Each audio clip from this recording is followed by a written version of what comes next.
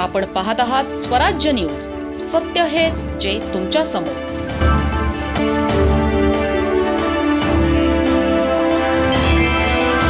धुळे शहर पोलिसांनी अवघ्या 24 तासात 2 घरफोडीचे गुन्हे उघडकीस आणत उल्लेखनीय कामगिरी केली आहे. रामनगर आणि साकोरी रोड परिसरात घडलेल्या 2 घरफोडी प्रकरणांचा यशस्वी छडा पोलिसांनी लावला आहे. या कारवाईत 5 आरोपींना ताब्यात घेण्यात आले असून त्यामध्ये 2 विधी संघर्षग्रस्त बालकांचाही समावेश आहे. गोपनीय माहिती आणि तांत्रिक तपासाच्या आधारे पोलिसांनी आरोपींचा शोध घेत त्यांना अटक केली. पहिल्या गुन्ह्यात आरोपींकडून सोन्याचे दागिने, 4 मोबाईल आणि रोख रक्कम असा 1,41,500 रुपयांचा मुद्देमाल जप्त करण्यात आला.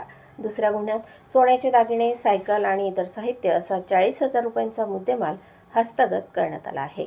दोन्ही गुन्ह्यांमधील एकूण 1,81,500 रुपयांचा मुद्देमाल पोलिसांनी जप्त केला.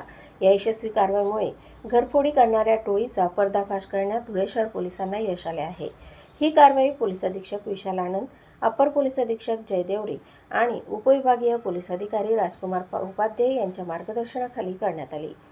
धुळे शहर पोलीस ठाणे आणि स्थानिक गुन्हे शाखेच्या पथकाने ही धडाकेबाज कारवाई करत अवघ्या 24 तासात दोन्ही गुन्ह्यांची उकल केली असून या कामगिरीबद्दल पोलिसांचे सर्व स्तरातून कौतुक होत आहे.